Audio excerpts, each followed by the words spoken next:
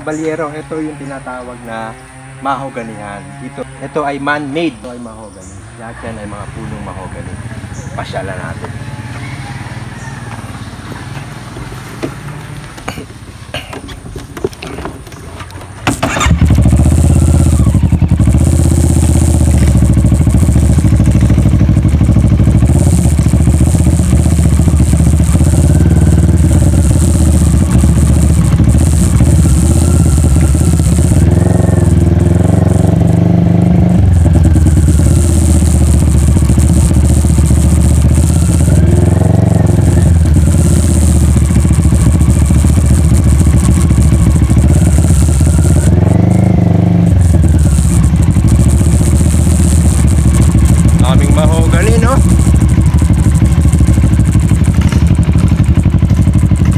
Pinagdanlayan. Ha? Ba't may mga station?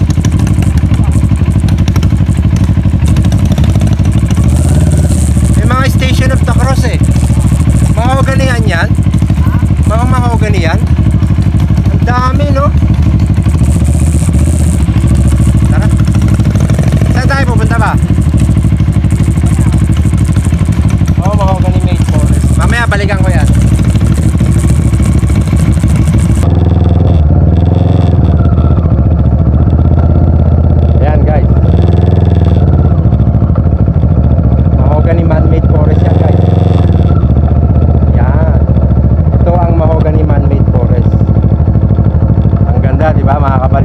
Mahogany man-made forest yan. Yan ang ginagawa dito sa mga kabundukan dito sa may Banahaw, Pinagdanlayan, sa San Cristobal. Sinasariwa nila yung bundok ulit. Yan, punta natin guys. Yan o.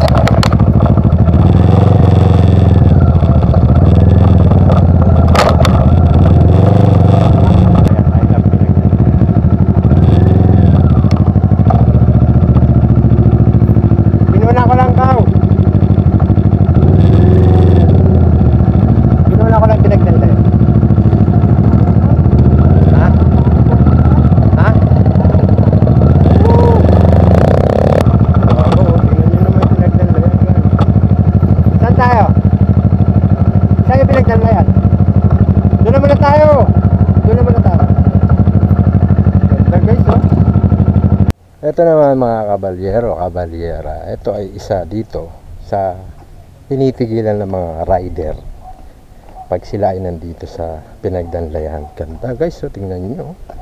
Wow, wow, wow. Tingnan nyo naman.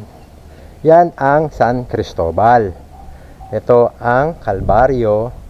At yun ang Bundok Banahaw na lagi nating pinupuntahan. Ang taas niyan guys, pinakamataas ang Bundok Banahaw. Yan ay isa sa pinakamataas na bundok dito sa Calabarzon. Yan. Yan ang Kalbaryo. At iyon ay ang San Cristobal. Yan mga kabalyero. Ganda oh, sariwang-sariwang bundok.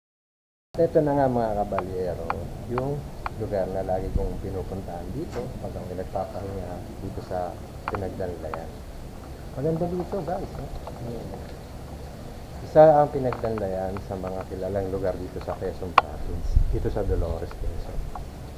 Yan. Yun nga yung San Cristobal, yung Calvario at saka yung Bundok Banahaw. Yan ang isa sa mga pinagmamalaki dito sa Quezon, sa Dolores, Quezon. Yan.